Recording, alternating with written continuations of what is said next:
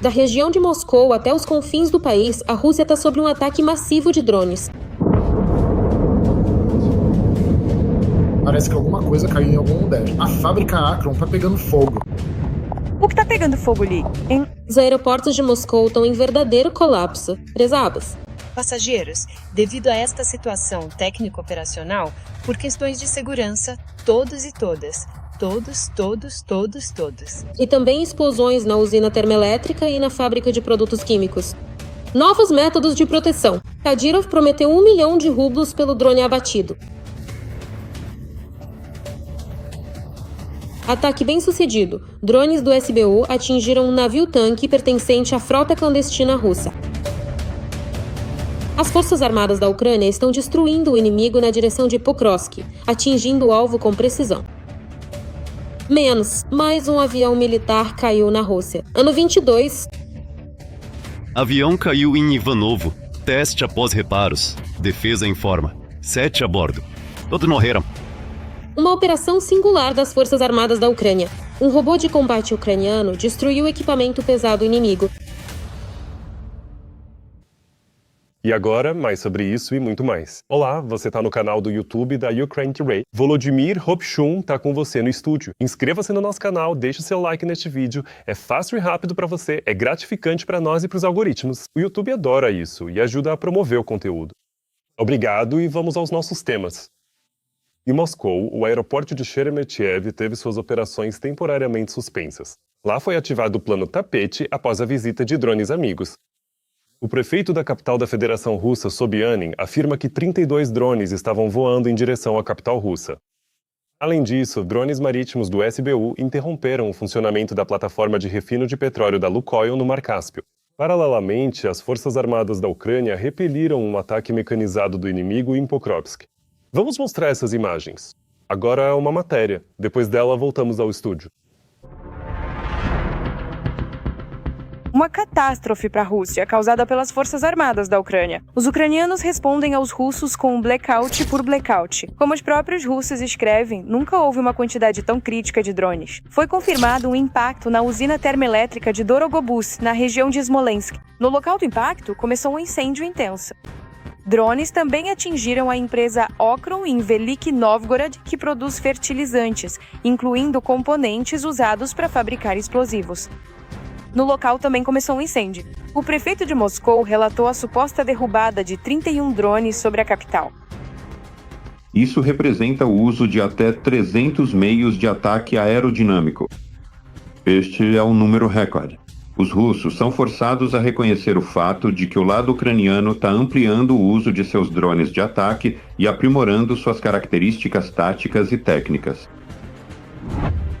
A Ucrânia utiliza os mísseis Long Neptune, Polyanitsa, Flamingo e Sapsan. Ao mesmo tempo, alguns dos golpes permanecem indetectáveis para o inimigo com tal tipo de arma. As forças de defesa da Ucrânia também estão armadas com o míssil Long Neptune. O alcance de engajamento do alvo é de aproximadamente 1.000 quilômetros.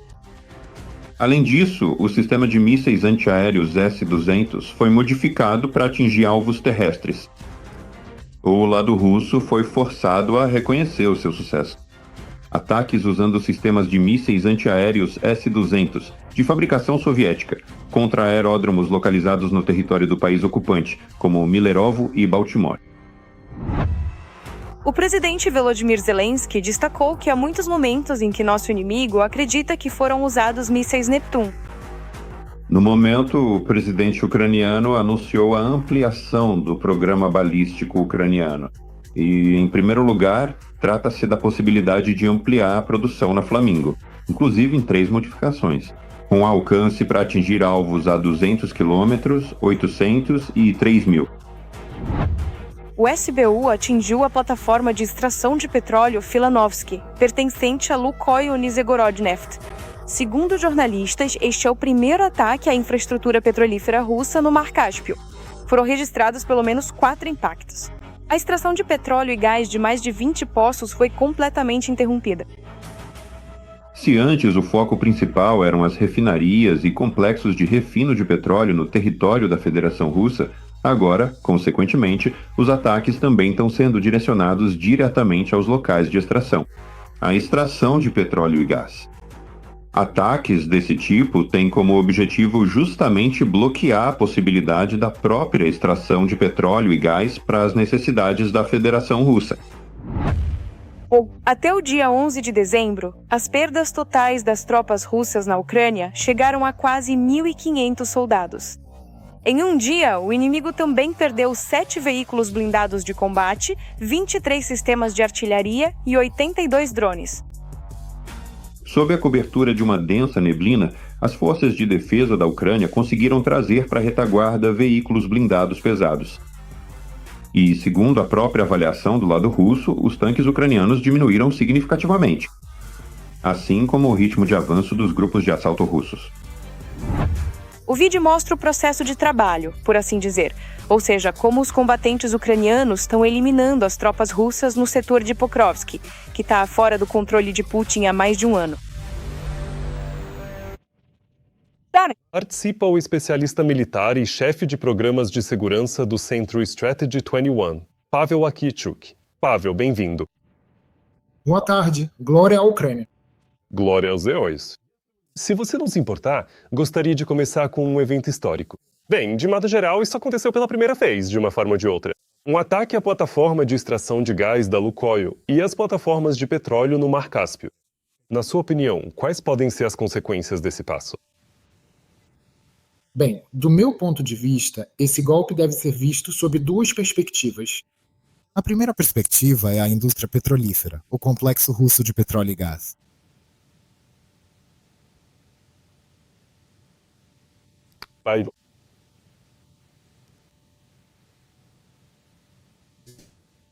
Equipamentos essenciais para a produção e o refino de petróleo. Pavel, você está conosco novamente? Agora, se não se importar, gostaria que repetisse, pois ficamos sem som por um breve período. Nossas forças de defesa adotam uma abordagem abrangente para... O trabalho contra o setor de petróleo e gás russo envolve ataques à extração, ao refino e ao transporte de petróleo.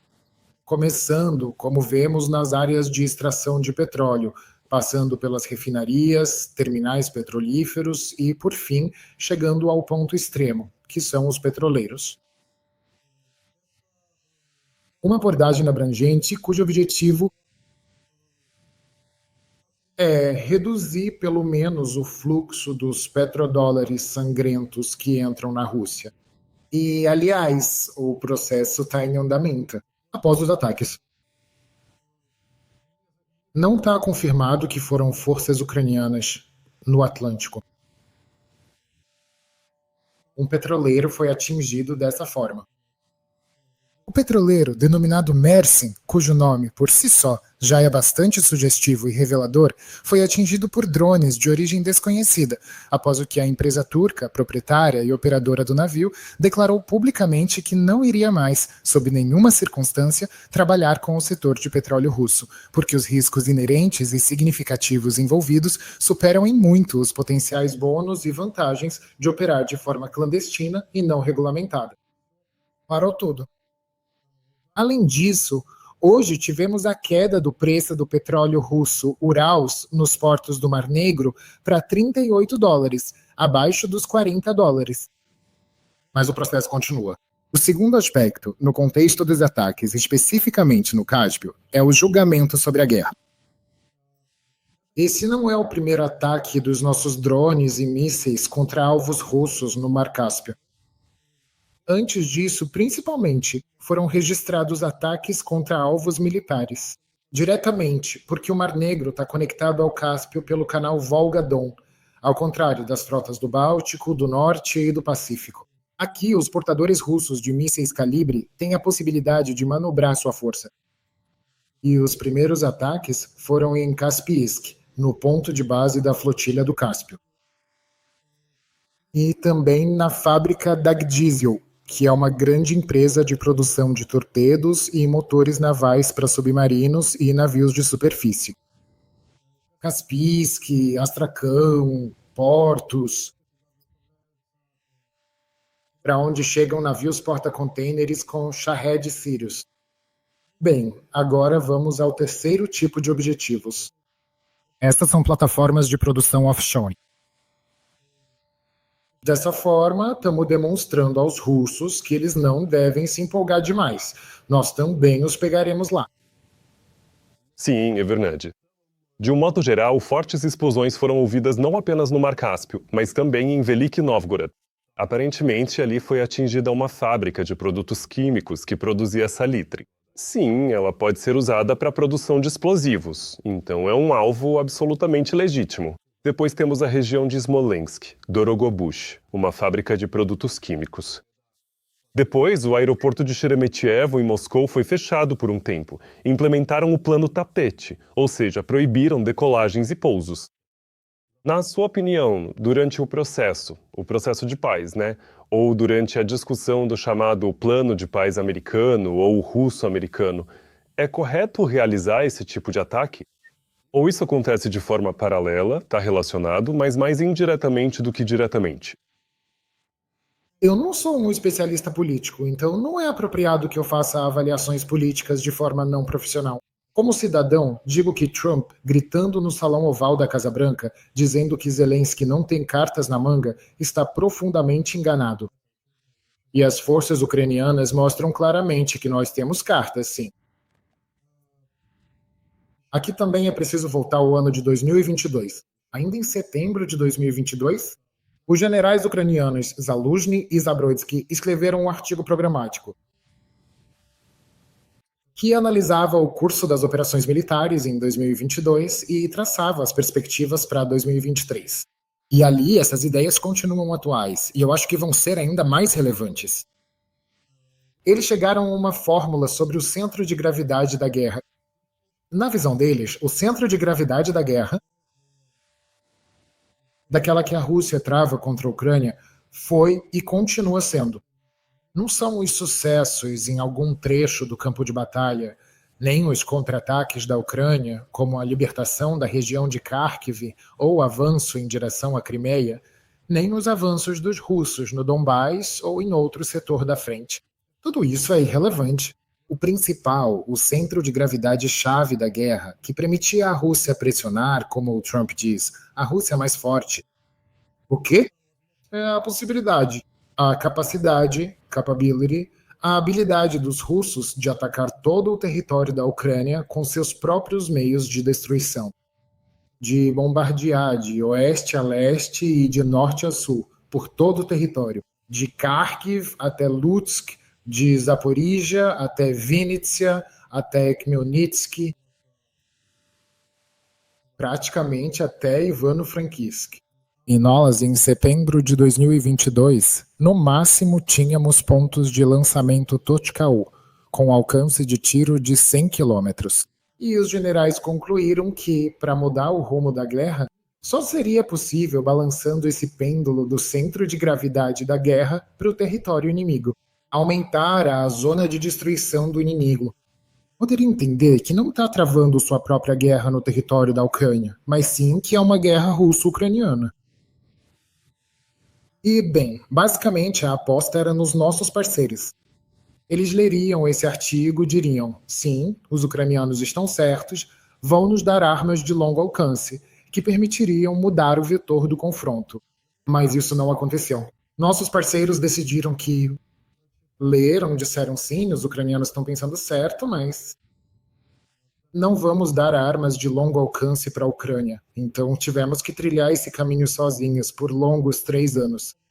E no momento atual, vemos que as capacidades dos serviços especiais ucranianos e das forças de defesa da Ucrânia praticamente se igualaram às russas. Até mais do que isso. Falamos sobre o Cáspio, podemos falar sobre a região do Báltico também. Até os Urais. Estão pegando fogo refinarias de petróleo, fábricas químicas russas, fábricas de munição, produção de drones, mísseis e outros produtos. Mais do que isso, nossos serviços especiais realizam operações únicas em regiões onde os russos nem esperavam. Esse local também é um Eldro, Teia Branca, Sibéria Oriental. Ataques aos pontos de implantações permanentes da 155ª Brigada de Fuzileiros Navais. e se aprimore. Isso é Vladivostok. Em toda a Rússia. A Baba Vovna está florescendo, como dizem os russos. Na verdade, é assim que esse pêndulo do centro de gravidade da guerra é transferido. Bem, se não para o território inimigo, então para algum lugar no meio do caminho. E a Ucrânia tem cartas. A Ucrânia tem trunfos que podemos usar até mesmo nas negociações de paz. E trunfos com os quais podemos forçar Putin e sua gangue a parar. Sim, não tem jeito. Separar política e defesa é bastante difícil, porque algumas decisões, inclusive as tomadas por políticos ocidentais, parecem, e de qualquer forma todos os fatores indicam, que há mais uma decisão política do que uma decisão de defesa, que seria lógica e realmente fundamentada. Ou baseada em fatores reais. Aqui se baseia no que você disse, além dos diversos fatores políticos. Zelensky fez uma declaração dizendo que, no momento, a Ucrânia não tem possibilidade de libertar a península ucraniana pela força, a Crimeia. O que você acha? Essa é justamente aquela tentativa de guardar os trunfos na manga, para não mostrar tudo de uma vez? Ou será que é uma realidade objetiva que, neste momento, não somos realmente capazes de fazer isso sozinhos? Ou será este um apelo aos parceiros ocidentais? E se você der mais um passo, meio passo, sei lá, providenciar tudo o que for necessário, então a situação poderá mudar drasticamente? Provavelmente são os 3 em um só. 3 em 1, porque também é um apelo para continuar as iniciativas de paz do Trump sobre o fato de que não estamos prontos para ceder nossos territórios. Sair dos territórios ocupados, onde as forças de defesa da Ucrânia estão atualmente posicionadas, mas não pretendemos, de forma alguma, impedir que ele negocie a suspensão completa das hostilidades na linha de frente onde estamos agora, neste exato momento. Agora estão ocorrendo confrontos armados. Isso também é uma clara demonstração visual. Prontidão e determinação para pôr um fim definitivo à guerra, ou para suspender as hostilidades nas condições específicas que exigem a rampa de acesso europeus. Isto e, por outro lado, um apelo aos parceiros europeus. Aumentar a ajuda às forças de defesa ucranianas ou, pelo menos, restaurá-la aos níveis anteriores, até 2023 a 2024. Isso também é um reconhecimento de que a liderança política da Ucrânia pronto para desistir da questão da integridade territorial e da soberania da Ucrânia para as gerações futuras. Se não formos capazes de proteger nossa soberania, ninguém vai protegê-la por nós. A fórmula de que é possível recuperar seus territórios por meios exclusivamente político-diplomáticos, uma abordagem que se baseia na negociação e no diálogo, já demonstrou claramente sua ineficácia. Historicamente, sua inconsistência.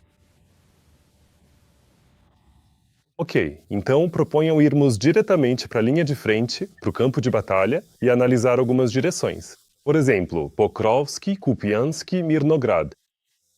Vemos imagens publicadas pelos militares ucranianos, por exemplo, mostrando como, na direção de Pokrovsk, eles repelem até mesmo várias tentativas mecanizadas de avanço por parte do inimigo, os ocupantes russos. Vemos comunicados do Estado-Maior que dizem que a propaganda russa pode falar o quanto quiser sobre conquistas. Kupinsk, mas na verdade isso não corresponde à realidade. O que está acontecendo nessas direções agora? Bom, de fato, já faz quanto tempo? 1 mês desde que cercaram Pokrovsk, né? Como declarou Yarosimov, pela segunda vez. Antes disso, 3 meses atrás, ele afirmou que Pokrovsk e Kupiansk já tinham sido totalmente tomados. Já se passaram 6 meses. Depois disso, Putin declara que não, nem Kupiansk, nem Lovchansk, com certeza. Eles tomaram. E assim continua. Na verdade, não se deve confundir a bravata do Putin com a realidade. Na verdade, as batalhas são realmente muito difíceis, mas o Putin Putin não sabe de nada.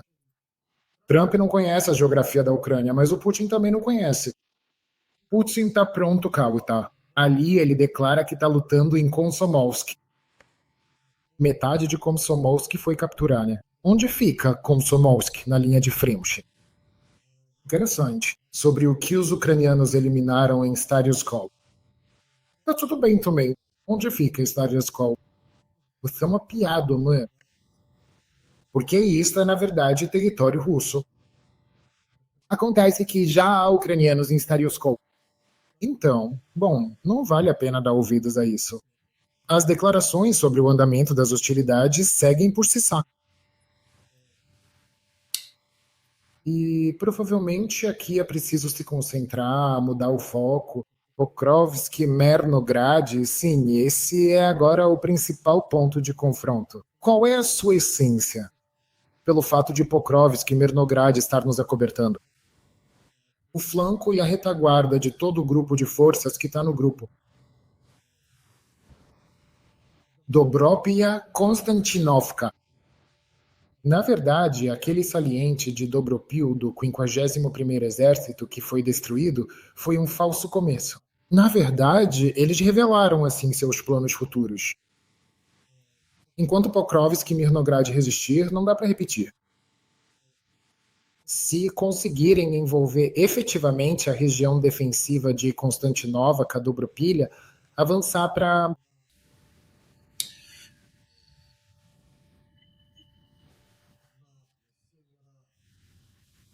o noroeste de Donetsk, os russos não vão conseguir.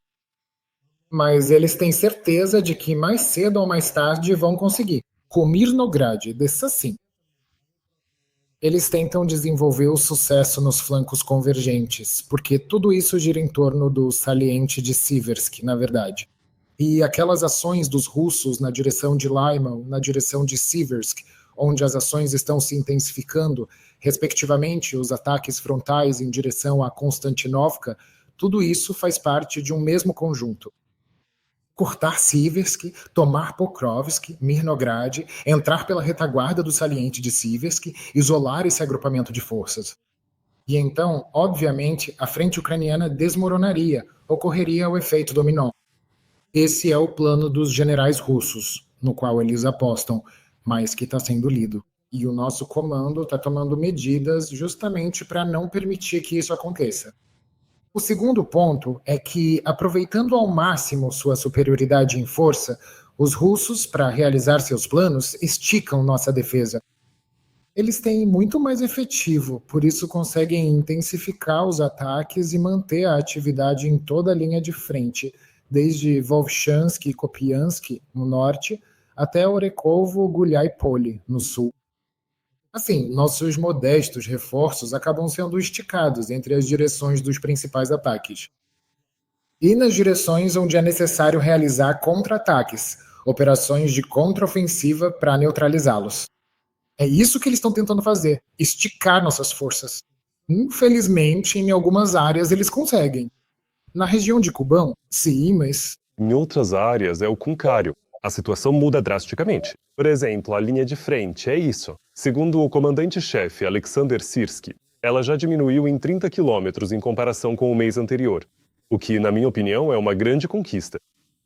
Pavel, muito obrigado. A situação está mudando, muita coisa está acontecendo, então vamos continuar acompanhando os acontecimentos e discutindo com você no futuro. Muito obrigado. O especialista militar, diretor dos programas de segurança do Centro de Globalística 21, Pavel Kishuk, participou da nossa transmissão. Agradou-se.